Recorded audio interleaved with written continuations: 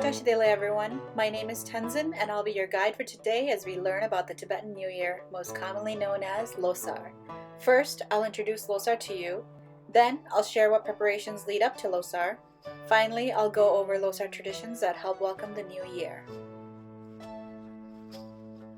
Losar is an auspicious time of the year for Tibetan people all over the world, and it is my favorite holiday. The two words that make up the word Losar, Lo meaning year and Sar meaning new, literally mean new year in the Tibetan language. Losar starts on the first day of the first month of the Tibetan lunar calendar, but the celebrations begin 2 days before the start of the new year, and celebrations can continue for up to a month depending on a family's preference. For example, my family typically celebrates Losar for about 2 weeks, which includes the many traditions and rituals that take place during this time. The Tibetan lunar calendar is a lunisolar calendar typically containing 12 or 13 months in a year. So the first day of Losar typically falls in the month of February, and in some cases, March. The first day of Losar falls on March 3rd, 2022, according to the Tibetan lunar calendar. This first day will be the first day of the first month of the Water Tiger year of Tibetan Royal Year 2149. There are many traditions and rituals leading up to Losar, which help us welcome the first day of the new year. One such preparation is to make an assortment of kapse. You can see the process of making this deep-fried delicacy in the images in front of you. Another preparation will be to assemble the offerings displayed at the altar. Finally, the new year cannot start without a deep cleaning of the home. Every Tibetan home has a prayer room or an altar where family members can go pray, meditate, or read Buddha scriptures. During Losar, an assortment of kapses are prepared before Losar celebrations begin. Kapses are deep-fried pastries that can be made either savory or sweet. I personally prefer the savory kapse, but others may differ with me. The kapse described can be used as offerings left at the altar or be readily eaten. The top right image displays a Losar derga. Dergas are assembled using 3 different types of kapses and are usually presented as offerings for a good year ahead at the altar. The bottom left image displays bulug, which look like crispy circles that are typically placed at the top of the derga. The bottom middle image displays mukdung, which are kapses that have long braided designs and are stacked below the bulug circles in the derga. The bottom right image displays punguamjo, which are kapses that look like donkey ears and are placed at the bottom of the derga. In addition to the derga, other offerings are also prepared for the altar. Butter sculptures are made by monks and nuns to represent spiritual elements. They can sometimes also be made from decorated wood carvings or paintings. It is customary to put a sheep's head at the altar because of their significance in Tibet and to the Tibetan people. They were prized possessions in families and were placed at the altar to woo fortune and health. The sheep's head can be made from colored butter, dough, or a non-edible substance. Chung is rice beer. The first bowl of chung made for the new year is offered at the altar to thank the deities. Other offerings placed on the altar are fruits, butter, salt, desi, tea, water, and non-perishable food and drinks. Another important offering at the altar is the chemarbo, which is an open, decorated box divided down the middle.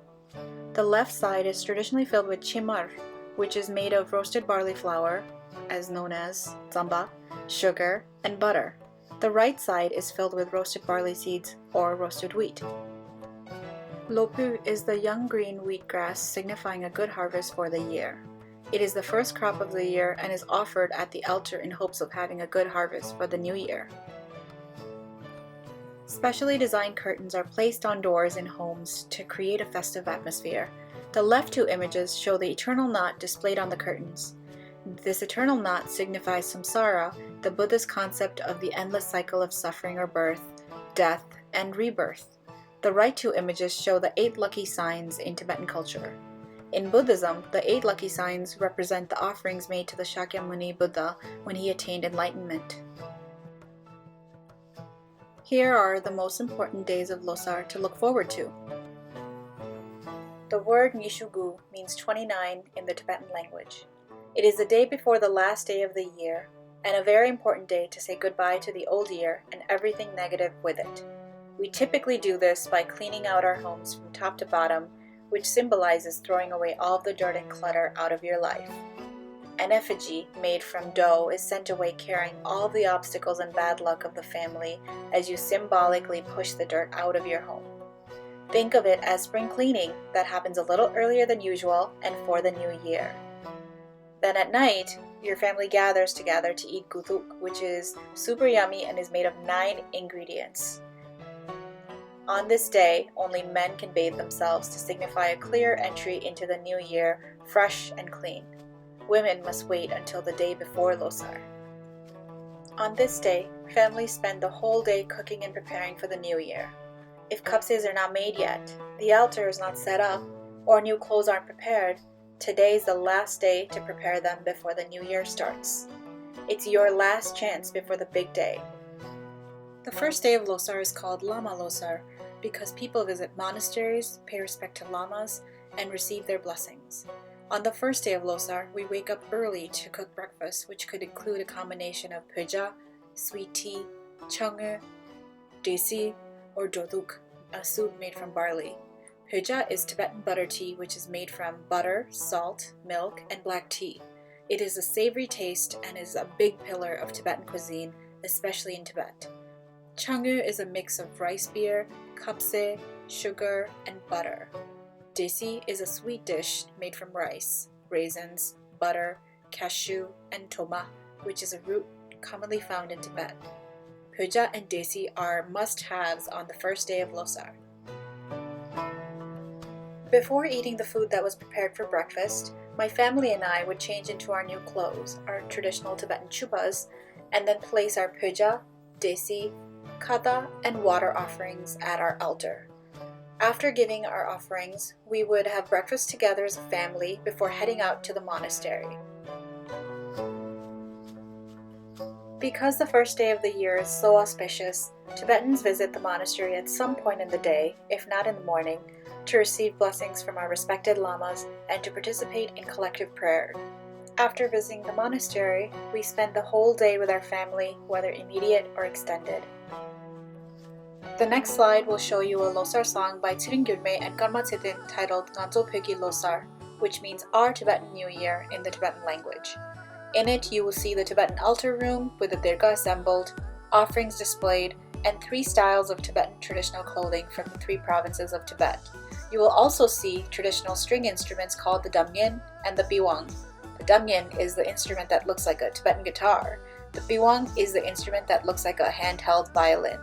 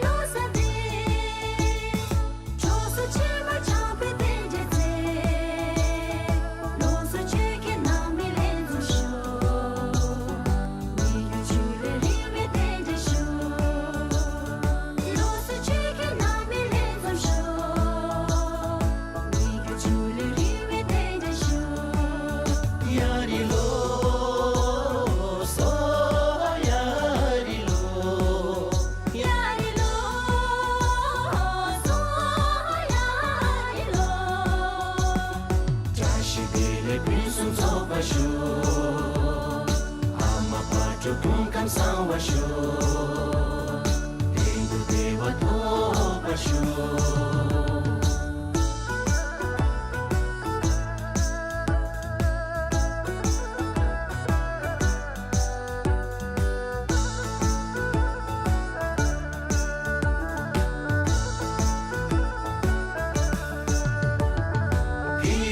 Shibirgi Losadi,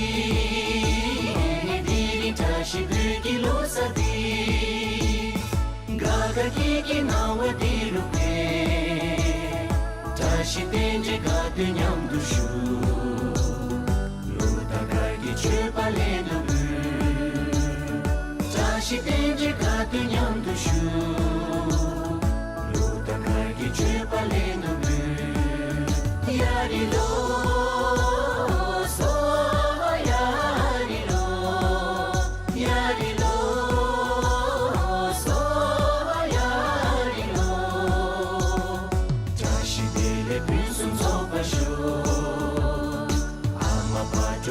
Samvasho, Dendu Devato Pasho, Yari Lo, So Yari Lo, Yari Lo, So Yari Lo, Tashi Dele Tsamji Kila Shu, Migi Chule Rinwe Denje Shu, Luta Gagi Chupale Dubu.